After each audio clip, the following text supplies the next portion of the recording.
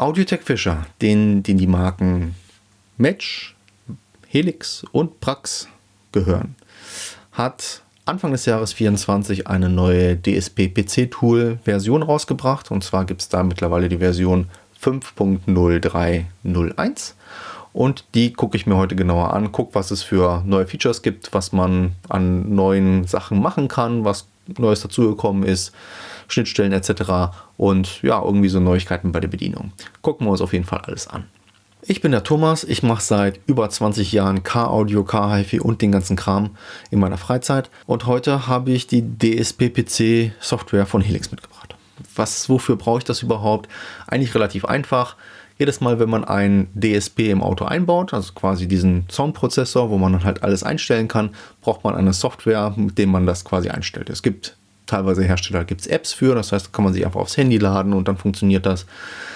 Bei ATF, also bei Audiotech Fischer, ist es so, dass es über das DSP-PC-Tool geht. Das habe ich hier auf dem Rechner schon installiert, da wechseln wir gleich drauf. Die Version, die jetzt rausgekommen ist, ist ein Update für die Version 5. Das heißt, es gibt tatsächlich DSP-Stufen von Helix, die mit der Version nicht funktionieren. Das sind aber nicht mehr viele. Das sind halt auch tatsächlich eher die älteren, weil alle, die auf der aktuellen Arco-Plattform basieren, Arco ist quasi das System, was aktuell in allen Geräten von ATF drin ist, funktionieren mit der Version 5. Das heißt, da kann man problemlos die Version 5 drauf machen und die 5.0301 ist einfach nur die aktuellste Version, die am 5.1. jetzt in diesem Jahr 24 rausgekommen ist.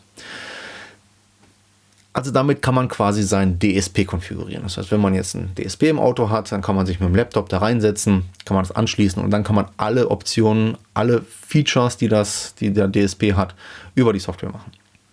Und deswegen würde ich sagen, springen wir direkt auf den Laptop und dann gucken wir uns halt so an, was es so vielleicht Neues gibt in der Software. Ich bin jetzt hier auf meinem Laptop und ich habe die Software schon gestartet. Das heißt, ihr seht hier oben, ist die Version 5.0301 ist jetzt gestartet.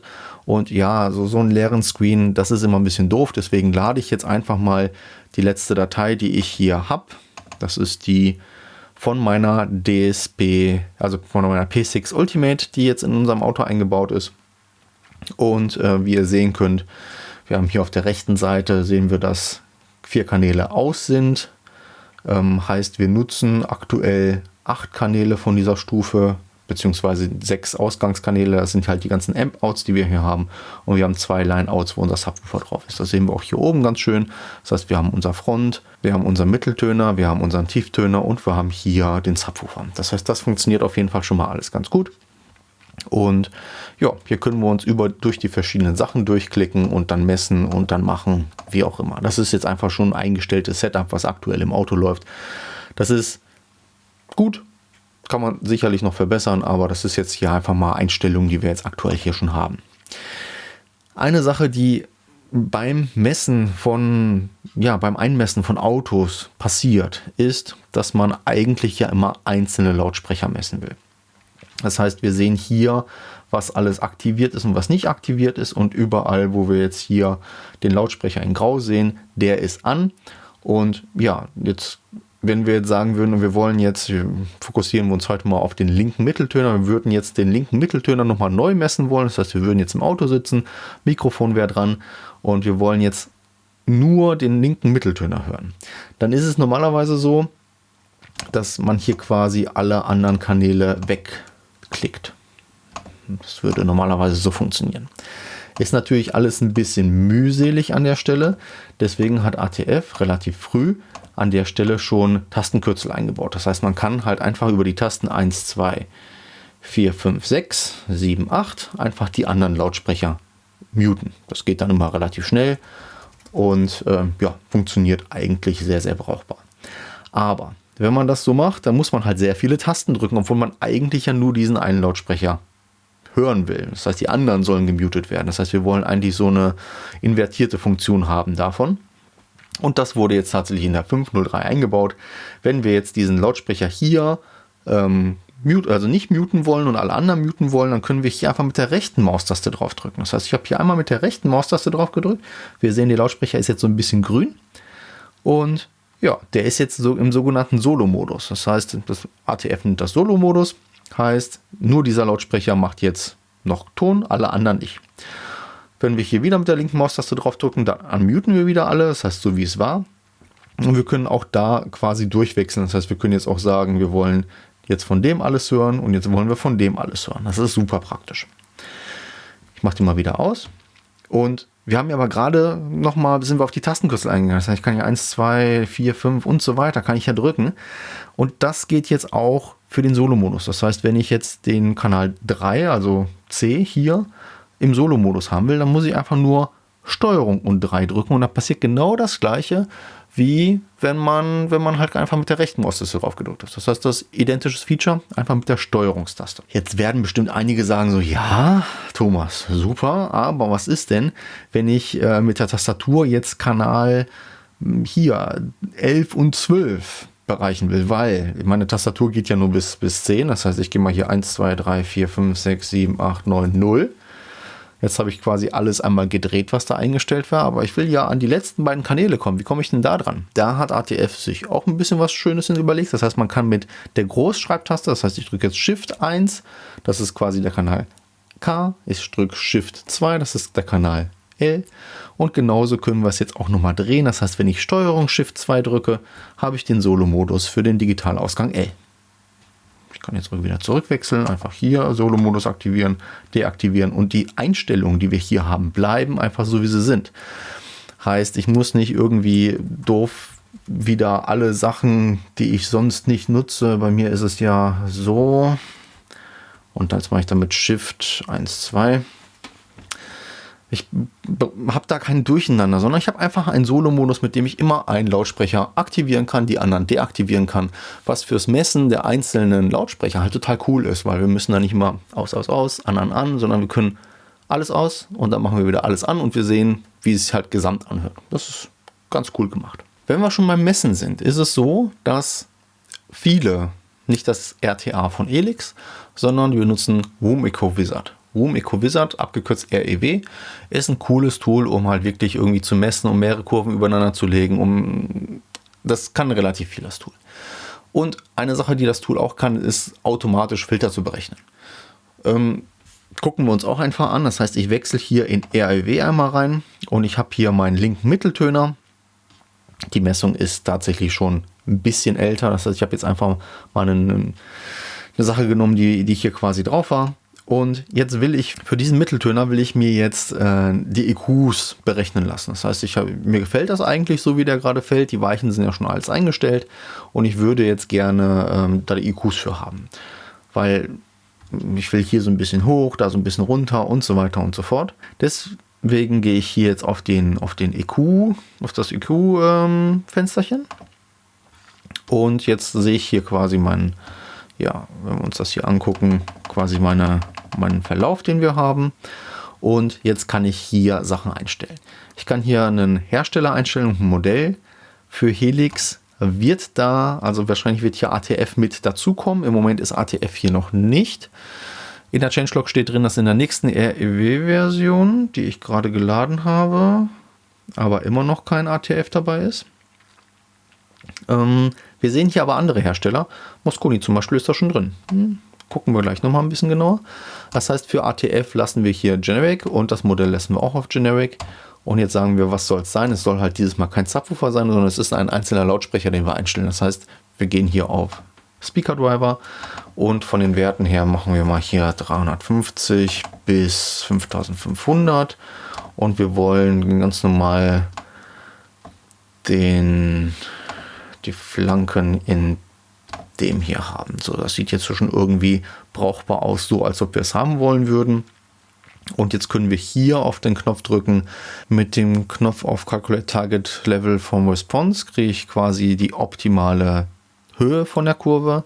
Dann muss ich noch den Room EQ Curve herausnehmen. Und dann kann ich hier unter Filter Tasks, ich scroll mal ein bisschen runter. Nein, nicht hier runter. So, kann ich hier sagen Match Respond to Target. Da kann ich mal draufklicken.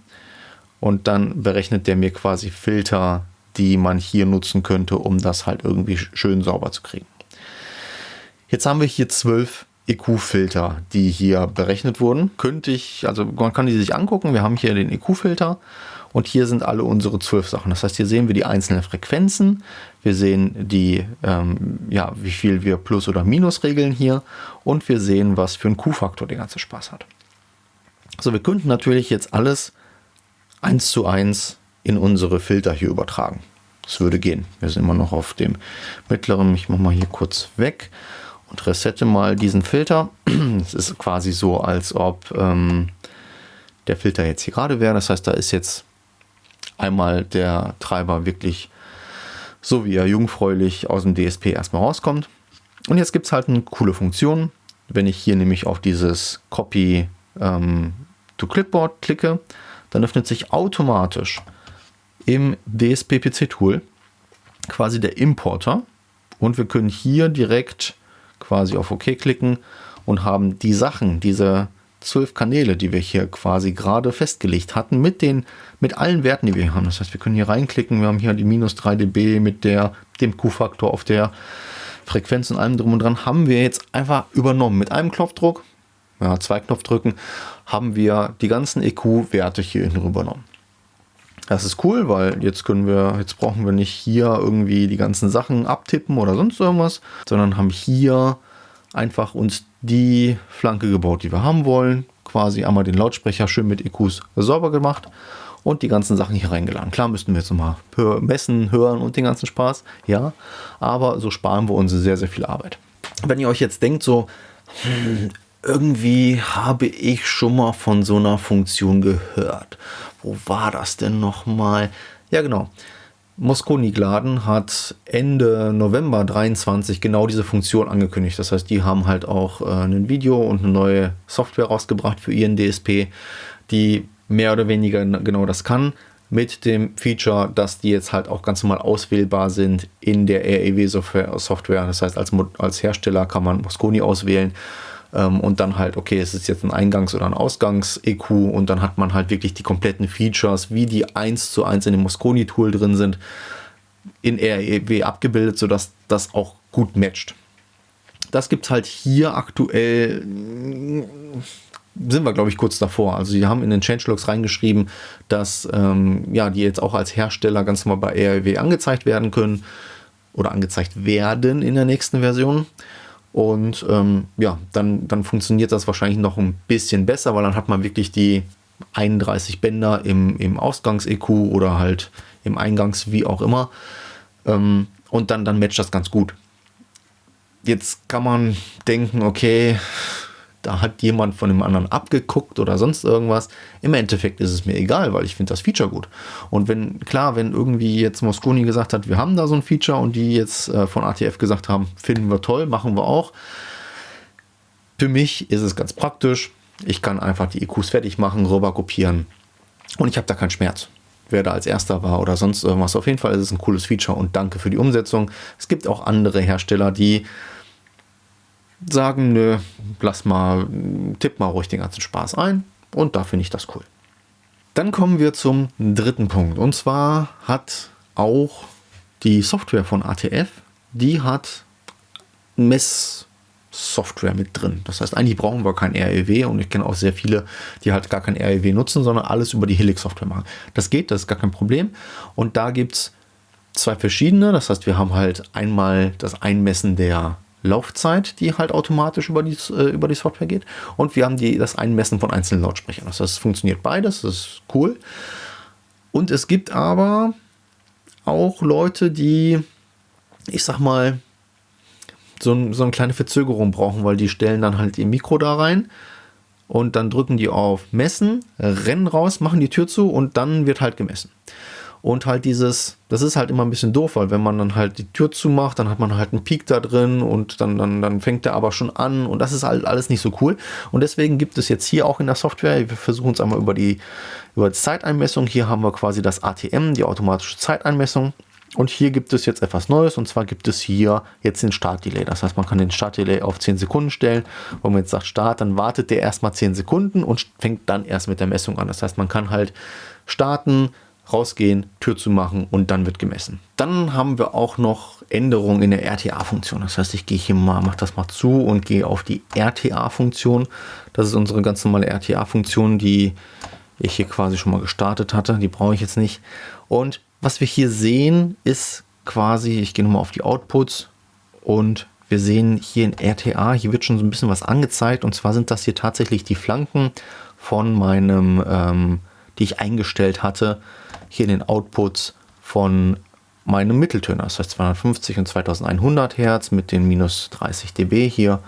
Und wenn wir uns das in RTA angucken, das ist genau hier quasi die Flanken, die wir haben.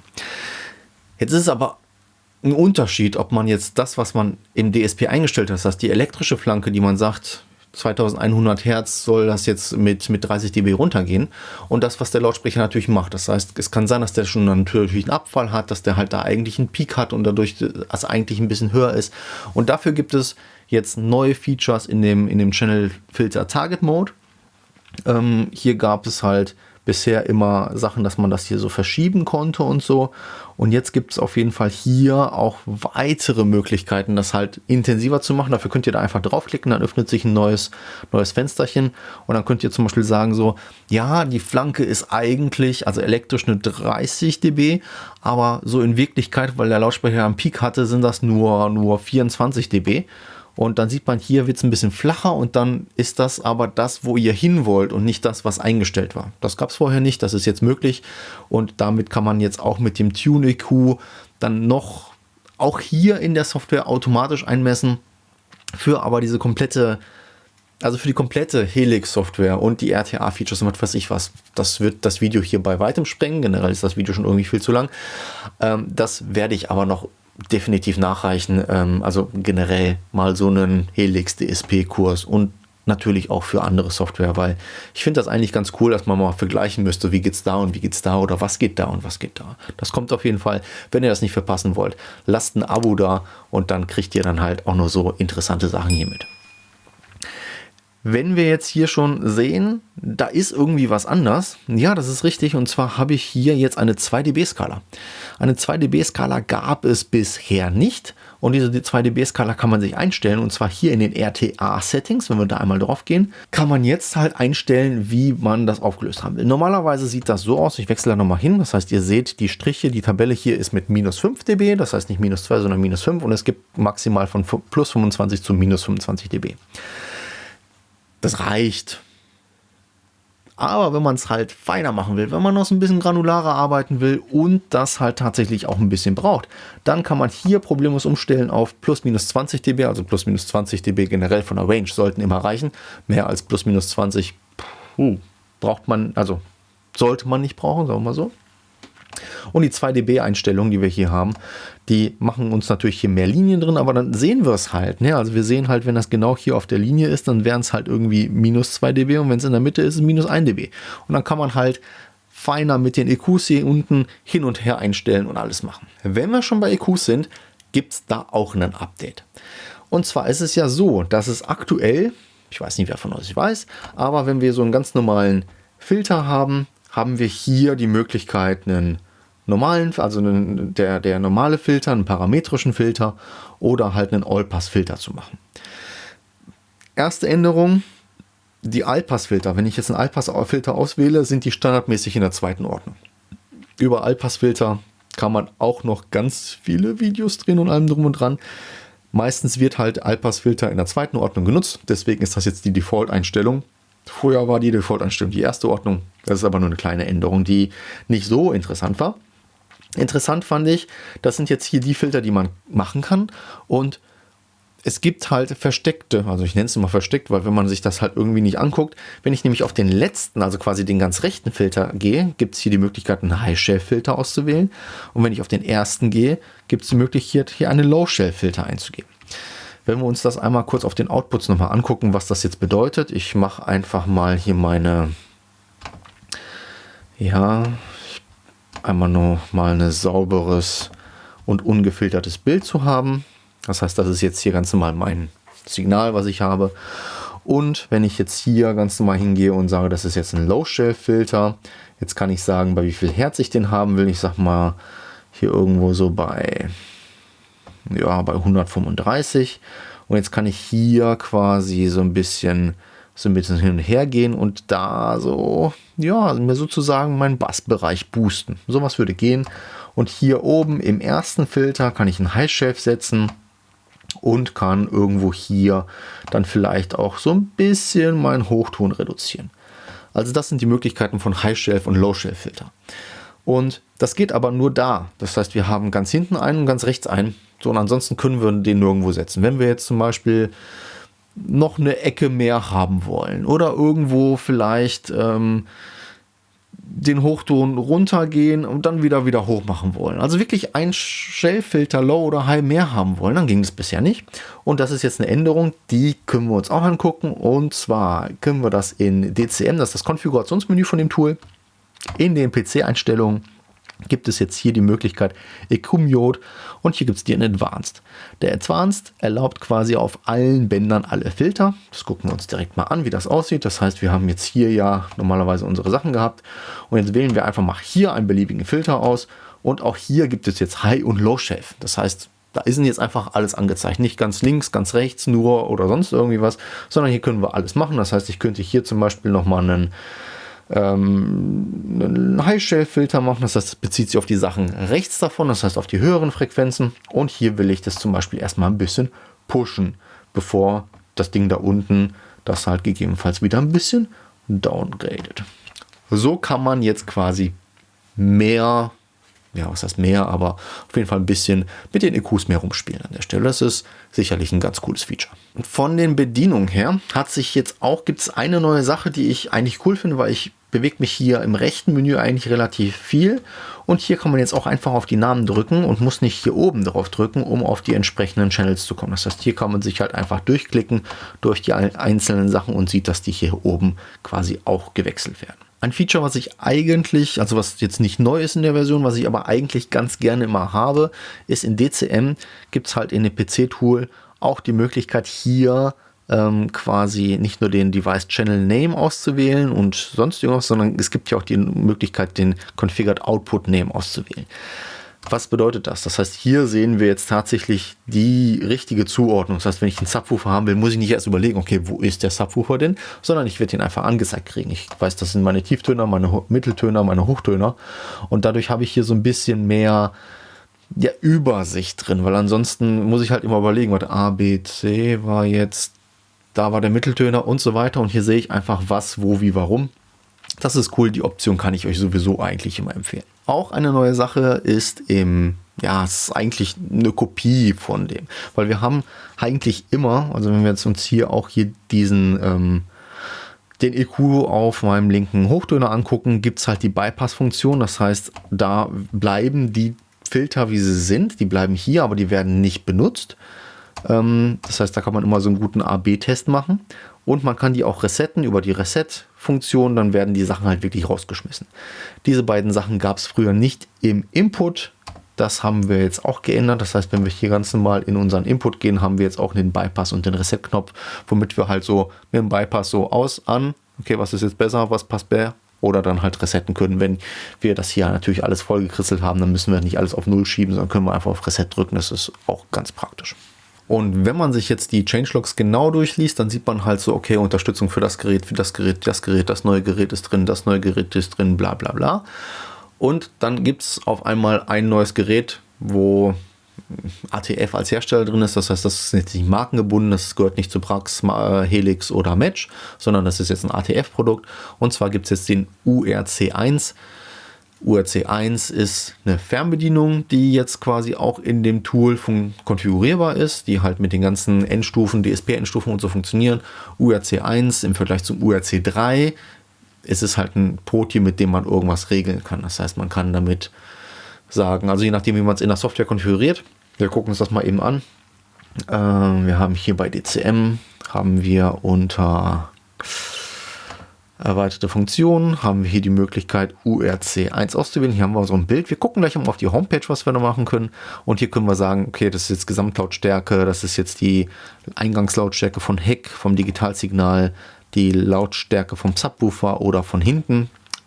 Ich habe keinen URC1, aber wenn wir uns den einmal angucken, so sieht das gute Stück aus. Das ist halt wirklich nur ein einziger Poti, den man nicht drücken oder sonst irgendwas kann, sondern es ist einfach nur ein kleiner Regler, mit dem man halt irgendwas lauter und leiser machen kann. kein Preset wechseln, sonst irgendwas. Dafür gibt es andere Fernbedienungen. Irgendwie so eine Gesamtübersicht von allen Helix-Fernbedienungen könnte man vielleicht auch nochmal in einem Video unterbringen, weiß ich nicht. Aber das ist auf jeden Fall eine Fernbedienung, die es an der Stelle gibt und ja, die vielleicht für denjenigen, der wirklich nur ein Mini-POTI haben will, das Ding kann man auch auseinandernehmen und dann halt irgendwo verstecken und dann einfach nur hat man ein POTI. Für die ist es vielleicht ein brauchbares Teil. So, die anderen Sachen, die sich jetzt geändert haben, ja, sind jetzt, ich habe da noch Sachen auf der Liste, aber das sind, glaube ich, die meisten und die größten Sachen, die sich jetzt irgendwie geändert haben, die ich euch einfach mal zeigen wollte, weil ich kenne immer noch Leute, die die 4er-Version nutzen, weil die nicht updaten wollen, weil die Angst haben, dass irgendwas kaputt geht oder so, ich weiß es nicht. Und es gibt immer noch Versionen oder Menschen, und es gibt immer noch Menschen, Grüße an Micha, die halt mit der 5.0.0 arbeiten, weil die 5 danach ist irgendwie buggy und will nicht. Ja, ich weiß, wenn man da viel mitarbeitet, kann man vielleicht noch irgendwo mal einen Bug finden oder sonst irgendwas. Das ist natürlich immer so, das ist Software. Aber alles, was ich damit gemacht habe und aktuell so tue, dann funktioniert eigentlich die 5.0.3 sehr, sehr stabil. Und ich kann eigentlich empfehlen, die zu nutzen. Zurück geht eigentlich immer, deswegen ist es nicht das Problem. In dem Sinne, wenn ihr noch weiter irgendwie Bock habt, Sachen hier irgendwas von mitzubekommen oder sonst irgendwas, dann lasst nochmal ein Abo da, lasst ein Like da. Es würde mich total freuen und mir weiterhelfen. Ansonsten würde ich sagen, wir sehen uns nächste Woche. Dankeschön und bis demnächst. Euer Thomas.